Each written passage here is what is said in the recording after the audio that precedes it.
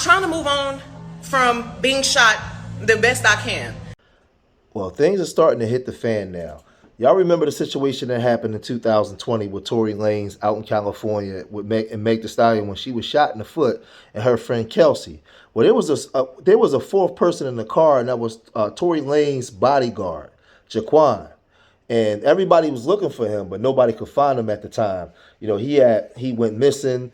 Tory Lanez never got on the stand, and testified on his behalf. But everybody was looking for this bodyguard, Jaquan Smith. Well, now he showed up, and now he's commenting on his statement. And Meg Thee Stallion, she's very upset. She's talking about people, she's trying to heal from getting shot and living her peace. But Jaquan Smith has something to say. Let's check out what Jaquan basically said in his statement. I was the driver and bodyguard of Mr. Daystar Peterson, who is better known as Tory Lanez. In July of 2020, Mr. Peterson has been known to me for 7 years. At the time of the incident, I had worked for Mr. Peterson for 3 years. He has not only been my employer, but I also consider him a close personal friend. On July 12, 2020, I was asked to drive Mr. Peterson to the home of Kylie Jenner, where Miss Megan Pete and Kelsey Harris was present. Mr. Peterson was at Miss Jenner's home for approximately 2 hours when I received a call to come pick up Miss Pete and Miss Harris. Miss Harris and myself left Miss Jenner's home, but I was asked by Miss Pete to return because she stated that she had forgotten a shoe. When we arrived at Miss Jenner's home at this time, Miss Harris stayed in the car while Miss Pete exited. Miss Pete did not enter the home at this time as she went around the back to the pool area where Mr. Peterson was located.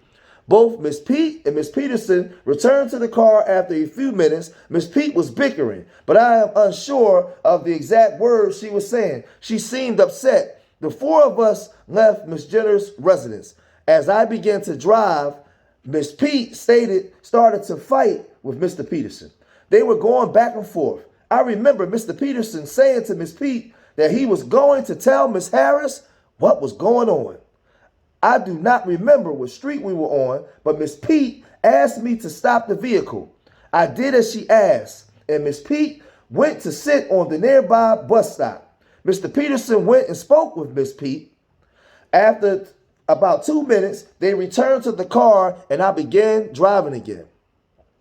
Miss Pete started the argument again, and Miss Harris asked what was going on. Mr. Peterson told her he and Miss Pete had been dating and intimate. Wow. Miss Harris was upset by this, and she and Mr. Peterson had been dating in the same manner prior to any relationship with Miss Pete. Miss Pete and Miss Harris began fighting. So Miss Pete and Miss Harris began fighting. I pulled over to stop them. Miss Pete and Miss Harris both got out of the vehicle and continued to fight, both verbally and physically. I broke up this fight and was pulling Miss Pete toward the back of the car. I saw Miss Harris with a gun in her hand. Mr. Peterson ran from behind Miss Pete and myself towards Miss Harris. Mr. Peterson and Miss Harris began struggling as Mr. Peterson tried to unarm Miss Harris. I was still pulling Miss Pete and did not see who shot the weapon. I was lucky I was not harmed. And in my opinion, Miss Pete was also fortunate. The whole incident happened so quickly within just a couple minutes. I wanted to present this evidence during Mr. Peterson's trial, but was prevented from doing so as the district attorney was not ready to cross-examine me. And later, they did not call me due to the holidays in the court schedule. I believe I should have been allowed to present this evidence at the trial. So this is by Jaquan Smith, the bodyguard, who basically was the fourth person in the car. He's the smoking gun because he was there. He's the other witness that they said went missing, and he wasn't able to basically say this stuff on a stand in trial. But Meg Thee Stallion, she quickly went to Instagram to respond to this stuff. Let's listen to what Meg Thee Stallion had to say. I'm trying to move on from being shot the best I can. I still wake up in the middle of the night crying. People especially people that I used to be cool with, they know how bad social media affect me.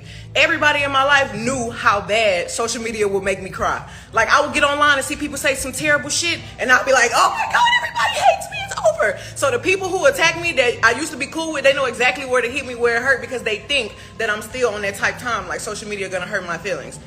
Motherfuckers is getting denied every time they try to set a motion for a new trial. So they trying to pull shit out the air like, okay, let's do this now. I'm not about to keep going with y'all. Y'all defending somebody who didn't even take the stand and defend themselves. Y'all going back and forth about facts. Y'all could go read real shit. Like, y'all literally believe anything if it's bold and in all caps. Like, go read something that's gonna take you a minute to sit down and have a good read. Like, go read something that's gonna make you have to do some critical thinking. Not a thing that is curated by bots and blogs that hate me. Like, y'all need to sit down and have a good read. Like, imagine somebody saying that they did not commit a crime and not defending themselves to the T. Imagine y'all saying somebody is following the street code, not snitching. Are you snitching or are you not snitching? Because y'all trying to pretend like Kelsey shot me. Kelsey didn't motherfucking shoot me. And I really wonder why her main problem with me was, you won't tell people I didn't shoot you. I was like, Kelsey, I don't want to talk about this on social media at all. But now you won't even get online and defend yourself. So that really just proves my points. Either you took some money or your life is in danger. Like, why won't you get online and say, bitch, because this is what y'all care about. Y'all care about online because the case already won in court. But y'all care about online.